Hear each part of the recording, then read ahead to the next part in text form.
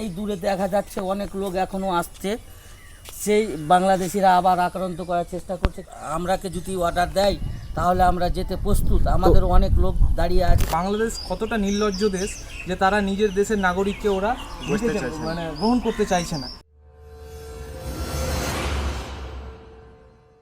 আপনার এখানে আমাদের বাংলাদেশিরা সব অত্যাচার করছে, আবার পাঁচ হাত থেকে 7,000-এর উপরে লোক হবে। এই পুরো রাস্তার কানা লোক আছে, এই সামনে দেখতে পাচ্ছেন, আপনি দেখতে পাবেন না হয়তো। এই যে দেখেন এই দূরে দেখা যাচ্ছে অনেক লোক এখনও আসছে, সেই বাংলাদেশিরা আবার আক্রান্ত করার চেষ্টা করছে, কিন্তু আমাদেরকে বেঁধে রেখেছে বিএসএফ।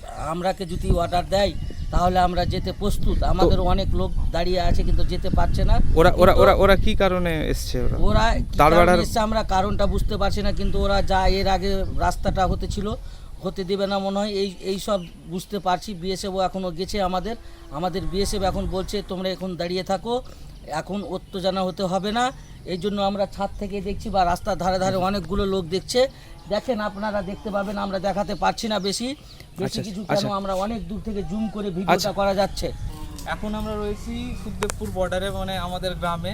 সকাল করে হঠাৎ করে খবর পাচ্ছি আবার বাংলাদেশিরা ওখানে জড়ো হয়েছে। কী কারণে জড়ো হয়েছে তো সবাই কিছু লোক আতঙ্কিত হয়ে আবার আমরা সেই স্পটে এসেছি, যেহেতু বাড়ির খুব কাছে। এসে দেখছি প্রচুর বাংলাদেশি লোক। তো খবর নিয়ে দেখলাম যে বাংলাদেশিরা মানে পুশিন নিয়ে ওরা বলছে, বিরোধিতা করছে যে ওদের দেশের নাগরিক যারা অবৈধভাবে আমাদের দেশে এসেছিল, বিগত 5 বছর 10 বছর এখানে অবৈধভাবে বসবাস করার পর যখন সরকার পরিবর্তন হয়েছে এখানে, মুখ্যমন্ত্রী বলেছে বাংলাদেশিদেরকে আমরা একটাকেও রাখবো না, প্রত্যেকটাকে বাংলাদেশে পাঠাবো।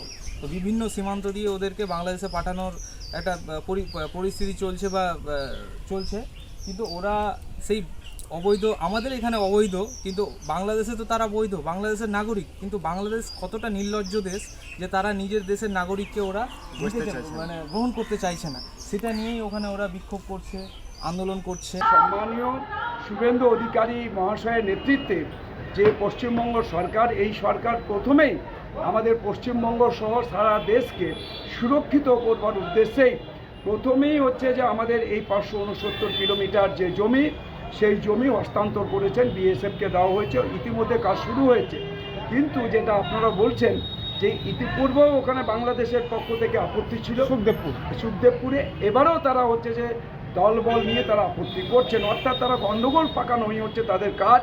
অর্থাৎ এখান থেকে যাতে অনুপ্রবেশ করতে পারে বাংলাদেশি, আফগানিস্তানি এবং পাকিস্তানি, রোহিঙ্গা এবং যারা হচ্ছে সন্ত্রাসবাদী, তারা যাতে অনায়াসে এখানে পশ্চিমবঙ্গে আসতে পারে, পশ্চিমবঙ্গের মানুষের সর্বনাশ করতে পারে, দেশে সন্ত্রাস সৃষ্টি করতে পারে। এইটা হচ্ছে সমস্ত জেহাদি যারা আছে, বাংলাদেশি জেহাদি যারা আছে, তারাই এই সমস্ত করছে। অর্থাৎ এই জেহাদিদের সমস্ত রকমের আমাদের পশ্চিমবঙ্গ সরকারের তার হচ্ছে যে সমস্ত রকমের যা এখানে হচ্ছে যে তার শক্তি আছে, সব শক্তি দিয়ে মোকাবেলা করবে। অর্থাৎ বাংলাদেশের যে চক্রান্ত, এই চক্রান্ত আমরা রুখবার জন্য আমরা প্রস্তুত। আমাদের দেশের প্রধানমন্ত্রী নরেন্দ্র মোদীজি, আমাদের দেশের স্বরাষ্ট্রমন্ত্রী অমিত শাহজি, আমাদের দেশের এখানে হচ্ছে প্রতিরক্ষামন্ত্রী আমাদের এখানে রাজনাথ সিংজি, তাই আমাদের সমস্ত দেখছেন যেখানে বাংলাদেশি আছে, প্রত্যেকটা বাংলাদেশিকে এখানে ব্যাকপুশ করা হবে, কোনো কথা শোনা হবে না, কোনো তাদের হচ্ছে বাধা মানা হবে। অনুপ্রবেশকারী যারা ভারতবর্ষে ডেমোগ্রাফিকে চেঞ্জ করবার জন্য চেষ্টা করছে দীর্ঘদিন ধরে, আমাদের প্রশাসন সেই সমস্ত অনুপ্রবেশকারীদের তাদের নিজের দেশে ফেরত পাঠাচ্ছিল। এই নিয়ে একটা সমস্যা হয়েছে, নিজের দেশের মানুষদের, নিজের ধর্মের মানুষদের তারা ফেরত দিতে চাইছে না। এটা একটা আশ্চর্যের বিষয়, যারা নিজের ধর্মের লোকদেরই তাদের নিজের দেশে ফেরত দিতে চাইছে না, যারা বিভিন্নভাবে এদেশে এসে বিভিন্ন স্থানে ছড়িয়ে পড়েছে এবং বিভিন্ন সমস্যার সৃষ্টি করছে। সরকার এর থেকে মুক্তি পাওয়ার জন্য প্রতিজ্ঞাবদ্ধ যে সমস্ত অনুপ্রবেশকারীকে নিজের দেশে ফেরত পাঠাবে, তারই অঙ্গস্বরূপ আজকে সুখদেবপুর বর্ডার দিয়ে কিছু অনুপ্রবেশকারীকে বাংলাদেশে পাঠানো হচ্ছিল। তার জন্য তারা সমস্যা আপনার সিএমকে জানিয়েছেন পুরো বিষয়টা? হ্যাঁ, সিএমকে জানানো হচ্ছে পুরো বিষয়টা।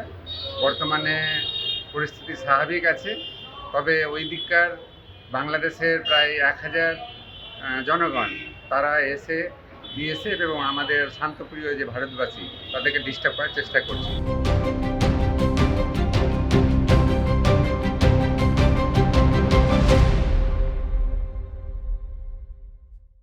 ফলো করুন সংবাদ প্রতিদিন ডিজিটাল।